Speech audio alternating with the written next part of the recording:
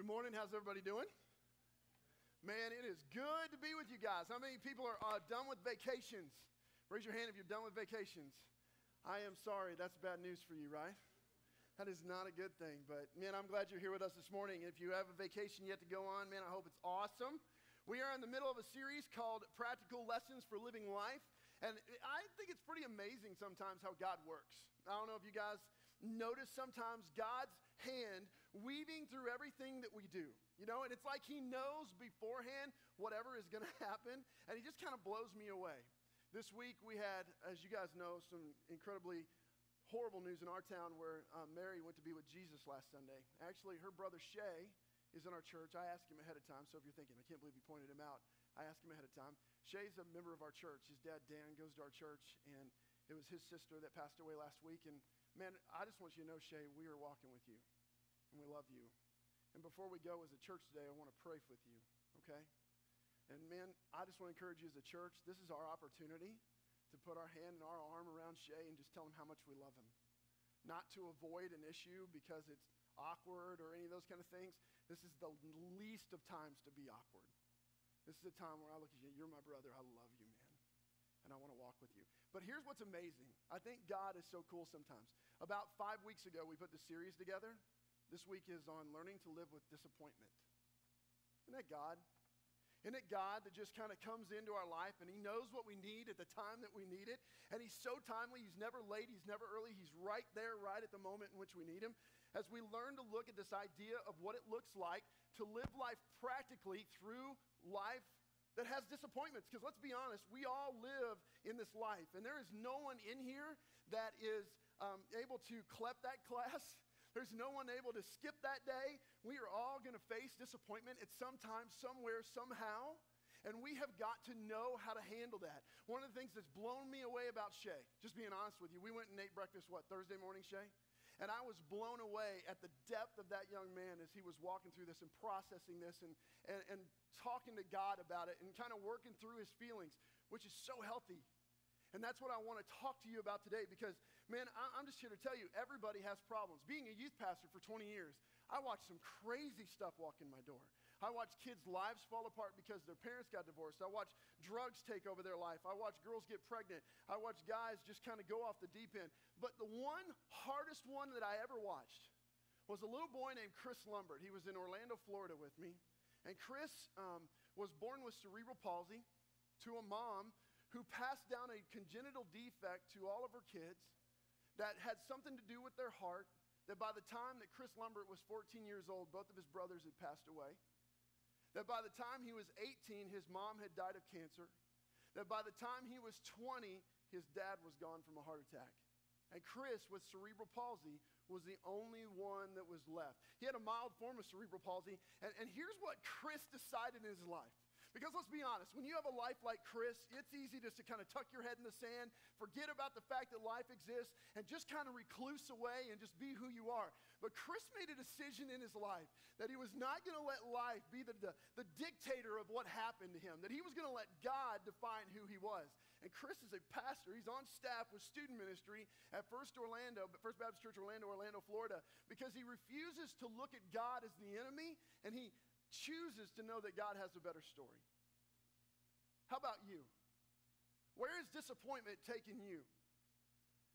Have you kind of stuck your head in the sand? Have you kind of reclused? Or are you letting God do it?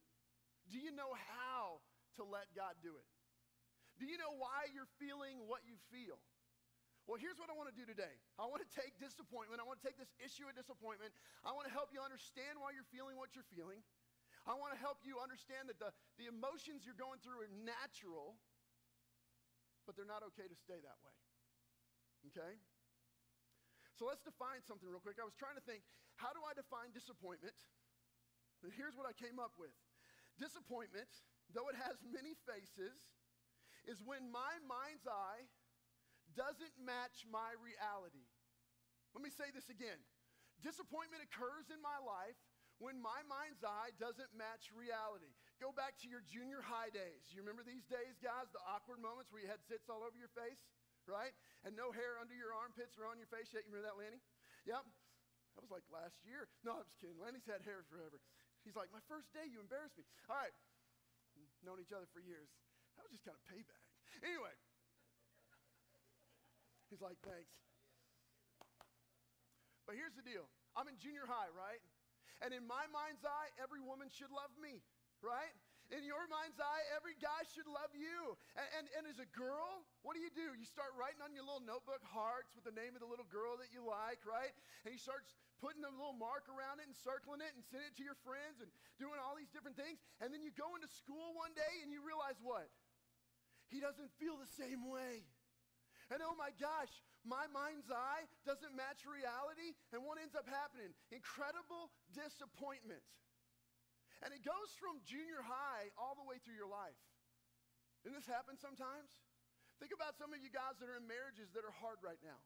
In your mind's eye, when you signed up to marry that person, did you go, oh, this is going to go horrible? Well, no. You did not do that, right? In your mind's eye, you saw the steeple. Man, you've been picturing this moment since you were 9 years old. Man, I'm going to have if you're a girl, I'm going to have the dress, and we're going to go to the church, and he's going to sweep me off my feet, and we're going to go on this honeymoon, and oh man, we're going to have 6.5 kids, and he's never going to leave the toilet seat up, and the toothpaste will always have the cover on it, and oh my gosh, it's going to be awesome. Our kids are never going to cry or poop their pants, and it's going to be amazing. Isn't that kind of what we think? In our mind's eye, we come up with this perfect picture of what life is. And when life deals us a different hand, and life will deal you a different hand, disappointment happens. And it's how we respond to when life deals us a hand that does not match our mind's eye that will define who we are. Because let's be honest, okay? Some of us, when disappointment has hit our life, we've done a couple things. We get angry. We blame God. We head off to some addiction that holds on to us. Because you know what? It's easier to bury my face in an addiction than deal with the issue that has disappointed me so bad. We ignore it. We become lonely recluses because we don't want to talk about it. But can I tell you something? Satan comes for 3 reasons: to steal, to kill, and to destroy. He comes to steal your focus. When he has your focus, he goes about killing your walk. And when he has your walk, he goes about destroying your life. And he does it in no greater way than false expectations or our own fleshly expectations meeting reality and causing disappointment. I remember when I was a little boy. Bring this up, Dad. You're going to be like, oh, crud, why'd you share that? But when I was a little boy, my dad lost his job as a principal. Principal job, man. If you don't know this yet, it's a pretty political job. If people like you, it's great. And if they don't like you, it's not so great. And most of the time they don't like you because you get their kid in trouble, right? And so my dad, he was up because he got some guy's kid in trouble that was on the board, and it was a bad deal, and he didn't know if he was going to keep his job. And so I'll never forget looking at my dad the day he went off to that last board meeting and going, Dad, I'm praying for you. I hope you keep your job, right? And I'm laying on this ugly brown tweed couch. You remember that thing? That thing was gross. Anyway, I'm laying on that couch, and I'm asleep, and I remember my dad walking in the door, and I remember looking up, and I didn't even go, hey, how you doing, Dad? I just remember going, Dad, did you keep your job? And I remember Dad kind of looking at me kind of broken and going, no. And I remember the myriad of emotions that went through me. I remember going, what the heck? What's going to happen now? Man, this life that I've known on this farm where we have these animals and we get to sled down the hill and we get to play baseball off the barn door and we get to do all these, that's gone. What's going to come next? I remember disbelief heading in and then fear. Man, I'm going to have to meet new people when we go to a new place. And are we going to find a new place? How are we going to eat? And fear got preceded by anger. I was mad at the person that had hurt my dad. And all this myriad of emotions started to pour in. Does this sound at all familiar for those of you that experience disappointment? And what ends up happening sometimes? We start going, it's God's fault. Man, why would he do that to me? We recluse away, don't we? We kind of go over in our proverbial fetal position. And we say, oh my gosh, I just don't want to be hurt again. And we kind of put on this sugar-covered coating so that nothing can touch us anymore. We don't put our heart out there anymore because I don't want it broken again. And we begin to stop trusting. If this is you, I'm just here to tell you you're in the right place. that it is very natural and normal that you're feeling disappointment in your life. It is part of it. But you are not defined by your disappointment. God does not expect you or want you or desire you in any way to be defined by disappointment. Instead, he wants to use your disappointment for your greatness. I want to show you how. If you got your Bibles, do me a favor. Go to the book of Genesis if you got your Bibles. First book of the Bible, easiest one to find. Right? We're going to be in chapter 37 as we look at the life of a guy named Joseph, okay? I'm going to read you some verses. I'm going to tell you the story in some verses. We're going to land to the point of what I want you to understand about disappointment, okay? Chapter 37 of Genesis, here's what we're going to find. Now Jacob, Joseph's father, lived in the land of his father's sojourners in the land of Canaan. And these are the generations of Jacob. Joseph, who was 17 years old, pasturing the flocks with his brother. He was a boy with the sons of Bilhah and Zilpah, his father's wives, and Joseph brought a bad report of them to their father. Now Israel, who was Jacob, loved Joseph more than any of his sons. Man, that's hard to read, isn't it? Isn't that kind of hard to read, that I love you more? Sorry, right? He loved him more than any of his sons because he was the son of his old age, and he made him a robe of many colors. Remember the coat of many colors story, everybody? Okay? But when his brothers saw that their father loved him more than all his brothers, they hated him. They wouldn't speak to him. Now Joseph had a dream. Oh man, this is so gutsy. I think this is funny. And when he told his brothers, they hated it even more. Here's what he said. Imagine your brother saying this to you. Hear this dream, guys, that I've dreamed. Behold, we were binding sheaves in the field together. And behold, my sheaf, it arose and stood upright, and your sheaves gathered around it and bowed down.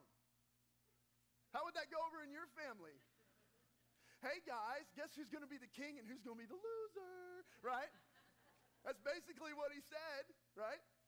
And his brothers, man, they were angry. Now, you have to understand something about the story of Joseph, man. We're talking about multiple wives. We're talking about a lot of half-brothers.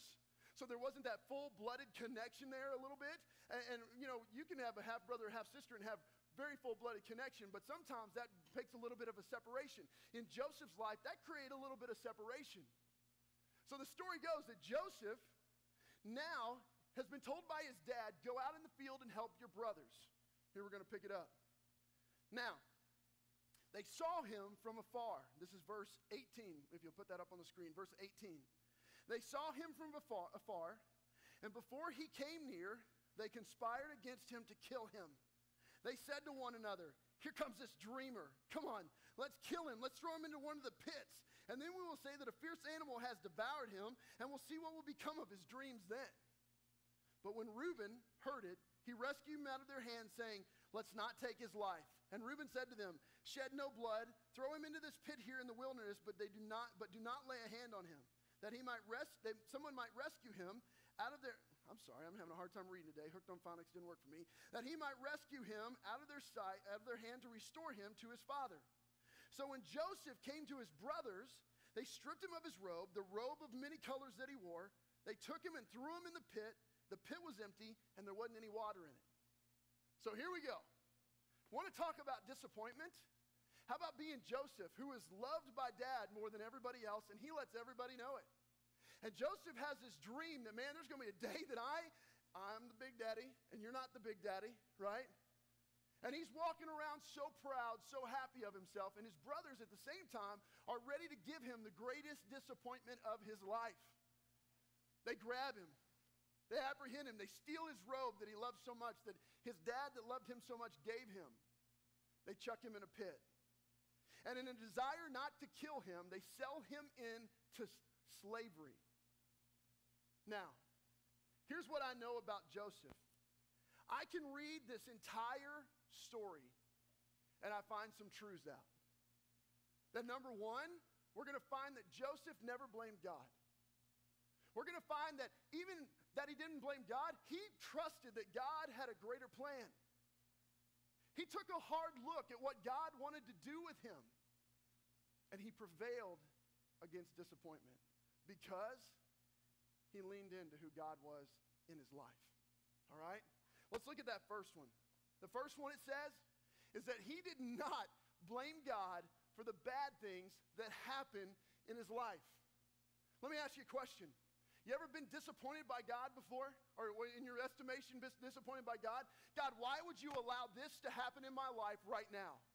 How in the world, God, could you allow this to happen? God, why would you do this to me? What did I do wrong, God? What did I ever do to cause you to hate me so much, God? You ever said these terms? I think all of us at some point in time have thought that. Have you ever thought about this little factor, though? Have you ever wondered why we never say, Satan, why would you do this to me right now?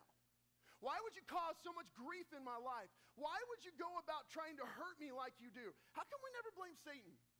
How come it's always God's fault? I was talking to Shay this week. We were kind of working through that whole thought process. And one of the things I said is, imagine for yourself for just a second that you're a kid again, okay? And you went off with your family to go get ice cream. And when you get home, the house is just in flames and it's burning up. And within seconds, it's going to be ashes on the ground. Is the first thing that comes out of your mouth, Dad, how'd you let the house burn down? What were you thinking? You wouldn't say that to your dad, would you? Why? Because you know your dad would never intentionally burn your house down. He's your dad, right? So why would we take the God of the universe, who took dirt and breathed life into us, who died on a cross for us, who gave everything that he has for us, why when the first bad thing happens do we look at God and go, it's all your fault? Why would we do that? It makes zero sense. Jeremiah 29:11. You know what it says? It says, for I know the plans that I have for you. Plans that are good. Plans that are not for evil. Plans that are to give you a future and a hope. We sit here today because we believe that Jesus is our hope. He's our future. He's good. He gave us life when we had no life. So when the first thing that's bad occurs to us, why do we go to him and say it's all your fault? Here's why. Satan comes to steal, to kill, and to destroy. And if he can convince you that it's God's fault that horrible things are happening to you, then guess what? The gap widens in your relationship with God. And he's won the war. How many times have you been there? You blame God, and so what do you immediately do? Run the opposite direction from God. Man, if he's going to hurt me like that, I'll never give him another opportunity to hurt me like that. But the Bible says in James, God doesn't tempt us. God doesn't put us in bad situations. He's not that God. He's good. He's got a future. He's got a plan. He's got a hope. Some of you, you're sitting in this room or you're sitting in the East service, and forever, you don't even know why you're here today because you're so angry at God for your childhood, for your marriage, for things going on in your life, for your addictions, for things that have, people who have gone away. But it's not God. You know what it is? It is all Satan, who has completely broken our world the moment he tempted Adam and Eve. That's why we experience the things that we do. It's not because God's bad. Actually, it's quite the opposite. And here's the next thing I want to share with you. Not only is it not God's fault, but you need to know this, that God not only doesn't want to hurt you, but God loves you so much that he's in the business of taking your worst experiences, your worst nightmares, your worst fears, your worst disappointments. He's in the business of taking those and taking a very broken situation and turning it into a very divine appointment. I want you to go back and look at the story with me of Joseph. Let me tell you a little bit of what's happened to Joseph. Joseph is sold into slavery to a guy named Potiphar. He gains a lot of respect in Potiphar's home. And it's like everywhere he goes, disappointment meets him head on. Potiphar's wife falls in love with Joseph, tries to have an affair with him. Joseph takes off running. Potiphar's wife grabs his shirt and rips it, and she's so angry that he won't have anything to do to it with her that she takes the piece of shirt that she has, she takes it to her husband Potiphar and says, Joseph tried to seduce me and I had to push him off to get away from him. And Joseph is thrown into prison for trying to have an affair with Potiphar's wife, though he did nothing. Man, here is a moment, if you're ever going to have a moment where I would say, man, God, what in the heck? Why in the world would you put me in a home of a dad who loves me so much, who gives me a robe, who does all these things, and my brothers throw me in a pit? I end up with Potiphar. I'm doing everything I can to do my life right, and now I get blamed for something I didn't even do. Man, if you want to blame God, there's a way to blame God, right? Joseph finds himself in prison for years. And then all of a sudden, he starts interpreting dreams. And it comes to the king that he knows how to interpret dreams. And the king has a dream. And here comes Joseph. And he goes, Joseph, if you can interpret my dream, man, I'm going to take care of you. And Joseph goes, your dream is that for 7 years, there's going to be this bountiful harvest of grain that comes in, like crazy amounts of grain. But then there's going to be 7 years where nothing happens. And man, I'm here to tell you in your dream, if you'll trust God in this, you need to collect and store, Pharaoh, as much grain as you can collect. Because 7 years of famine are coming, and if you will collect, people will come from everywhere to buy from you. Pharaoh says to him, and I want to read this to you. This proposal pleased Pharaoh, verse 37, and all his servants. And Pharaoh said to his servants, can we find a man like this, in whom is the Spirit of God? And then Pharaoh said to Joseph, since God has shown you all this, there's no one, there's not a person. Remember that dream that he had where he would be standing high? There is not one person as discerning and wise as you, Joseph.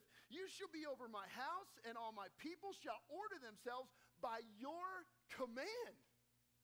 Think about this. Think about what happened here for a second.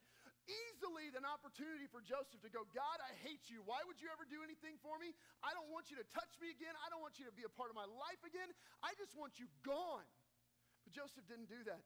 Joseph trusted. Joseph followed. Joseph didn't lose his hope in God. And all of a sudden, by happenstance, God takes a broken situation and turns it into a divine appointment for Joseph. And now Joseph is leading the entire country for Pharaoh. You know what that means? That means my God is Joseph's God. In my greatest disappointments, my most broken moments, God can turn them into divine appointments. But here's what it takes. Do you believe that? It would have been very easy, wouldn't it, for Joseph to tuck his head in the jail cell and say, leave me alone. I don't want your help. My life stinks and I'm just going to die here. Haven't you felt like that before in your disappointment? Living that life will never take you to the divine appointments that God has for you. So you have to ask yourself some hard questions. And here's the questions you need to be asking.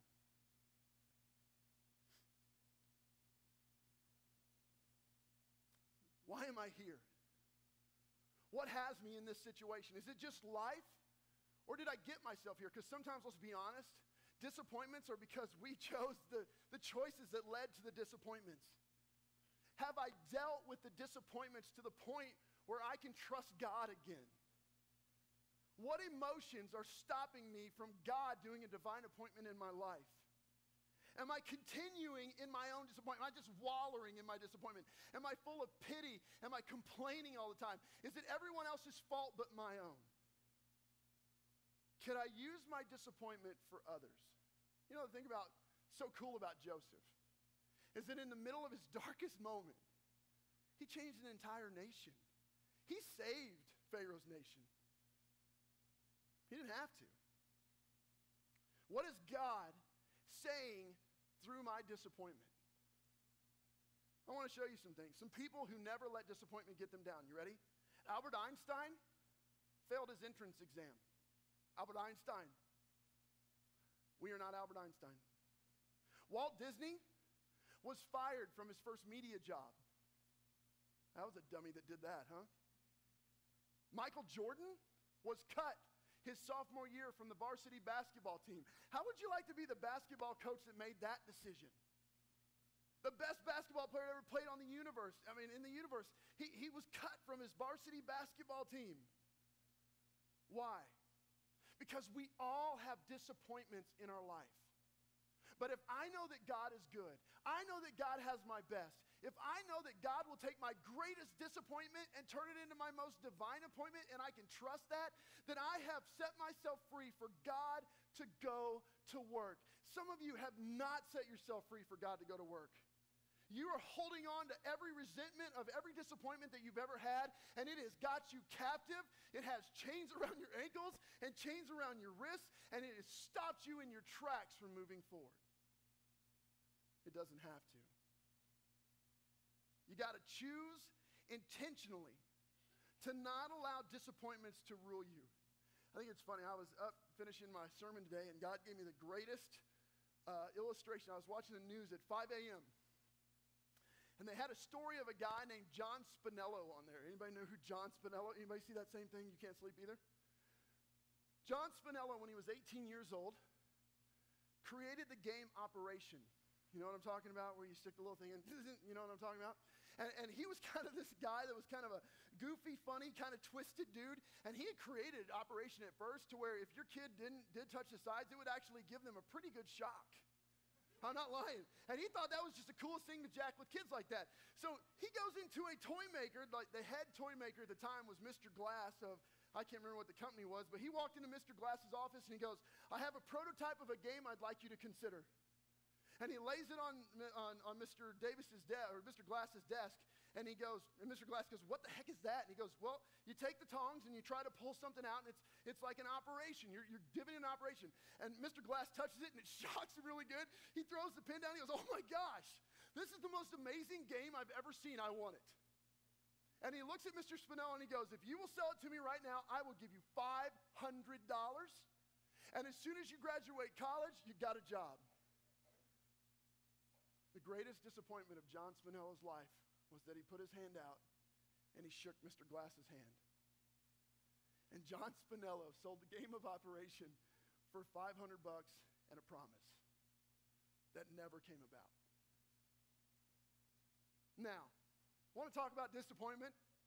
That's a disappointment.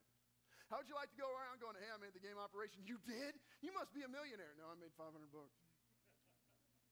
What a bummer, right? But he didn't put his head down. He didn't look at his life like it was just one big mistake after another.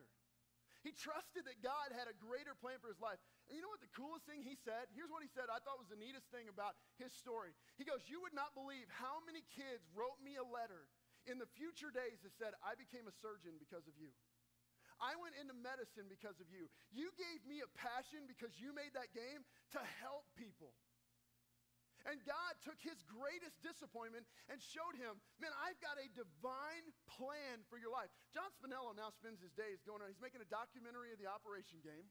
And he goes around trying to build a passion in young kids so that they will want to be surgeons and doctors and people that help people someday.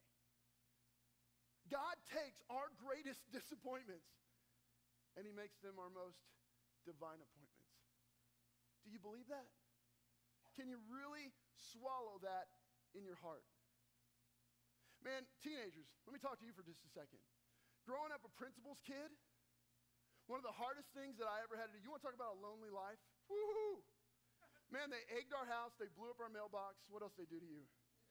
They did horrible stuff, man. And if anybody got in trouble at school, guess who they wanted to come take it out on? Because they couldn't take it out on him.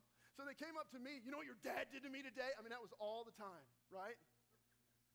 And you know what I learned? You know what I learned? I learned the victory of walking alone. Man, you want to talk about stink. Try walking your 2 years of freshman and sophomore years of high school pretty much by yourself because you're the principal's kid. And if anybody hangs with you, then everybody hates the person that hangs with you. And somebody knows who's going to hang with you. You know what God was doing? My greatest, most divine appointment. You know how many times in life as a pastor you walk completely alone? But God was preparing my heart. God was training me for my divine appointment. And you know what I can say on the backside? I'm so glad I walked alone. Because my joke now in life is I had my feelings surgically removed a long time ago. Let it have it. Right? And I did. 9th and 10th grade, surgically removed my feelings. Let me tell you. And I'm okay. I am okay. If you will trust God, if you'll understand that God has a greater divine appointment than what you've experienced so far, if you will try to make good out of the situations that have hit you right in the face, and then finally, here's the last one. You ready? The greatest one. You see, if you will use your disappointment as a chance to lean into God, you can't lose. So many times when bad things happen, man, I'm blaming God, I'm mad at God, it's all God's fault, and I'm running the opposite direction. I've told you guys 100 times that I lost my job in Raytown one time, but I want to share this one aspect of losing my job. It was the most humiliating, embarrassing moment of my life. I had to move back in with my mother-in-law at the age of 30. You want to talk about, you know what I'm saying? Stunk. And here's what I found, okay? I found humility at a new level. But you know what else I found? I found that my Father loves me so much. I told this story in the beginning. One of my most embarrassing moments as a kid was I think I was in second or third grade. You guys remember this. I was playing for a guy named Johnny DeMint. Remember Johnny DeMint? And Charity Wilson batted before me in the lineup. Charity Wilson comes up and she cracks one in the outfield. I come up and I've got my, I got my mind's eye of I'm going to hit it off the fence. And then I got reality punching me in the face and I struck out. And I come to the bench and I'm so mad I struck out, but I'm even more mad that Charity Wilson got a hit and I couldn't. I mean, seriously, right? I remember my parents putting their arm around me and telling me it's okay. Because your parent is never closer to you than when you have your greatest disappointments, are they? So why is it we blame God and we run from God when all God wants to do is take his arm and put it around us and say, I love you. It's okay. I'm here. Some of us in this room and in the e-service, man, we search for the presence of God, don't we? Where's God? Why isn't God talking to me? Why is God so silent? Why is this happening? And I can just tell you, God screams at me in my times of disappointment that I'm here. And he holds me, and he comforts me, and he tells me I'm okay. And he says, Matt, I will take your worst experiences, and I'll turn them into your most divine appointments. And you know what I've learned? Just to relax my hands and just let God hug. And there's an intimacy with God that until you've done that, you cannot know. So, I say all that to say, are you struggling with disappointment right now? Has life just kicked you in the face? Has your mind's eye not met up with reality and disappointment has just shockwaves through your life? Here's what needs to happen. You need to just take your hands and shove them down on your side. Say, God, I am not mad at you. God, I do not blame you. God, I will trust that my greatest disappointment is going to be your greatest divine appointment. God, I will wait like John Spinella with great expectation of what you're going to do next. God, I trust that you are the same God that you were for Joseph, you will be for me. And God, I just am going to lean in. I'm going to lean in and I'm going to let you hold me as tightly as you can. And I'm going to stop hating, hurting, reclusing. I'm going to stop just ignoring you. And I'm going to let life get back to normal. Can you say that? E-service, can you say that? Because that's the key to healing from disappointment. Will you do me a favor? Will you bow your head and close your eyes? And if you're sitting in this room right now, I just want to tell you something about North Road if this is your first time, okay? We are the most transparent church you'll ever meet. We don't care what you walk in the door with. We don't want to judge people. We want to love people. We want to help people. Man, I hope if you've heard one thing about North Road, it's that you can walk in that door and you can be exactly who you are, and we will meet you where you're at. And if where we are meeting you today is right in the face of some of your most disappointing moments, and you've hated God, you've ran from God, you've ran to addictions, or you've ran to problems, or you've ran to situations that you're trying to replace God with. And you're ready just to say, I put my arms down, God, and I trust you. I just want you to lift your hand because I want to pray for you. Just lift them up high. Man, that is me. It's okay. Nobody's going to judge you. Let's just be real in this church today. Okay? Anybody else? All right. Man, thank you. Thank you for making this church an awesome church because you're so honest. That's what this is about. God, I pray right now that as we sing this song to you, that for the very first time, maybe in months or in years, there are people in this room that will just kind of relax. They'll quit making everything that they blame, everything on you. That God, they will walk away from that anger. That God, they will lean into who you are. That they will trust that you have a greater story. That you write a story that they could never write. And if they will just trust you, you will give them a divine appointment that comes out of their disappointment. Father, I just pray that as we sing, maybe there's some people that lift their voices like they haven't lifted them in months. And that God, that they would trust you at a new level. Father, be honored by what we're going to sing. In your name I pray. Amen.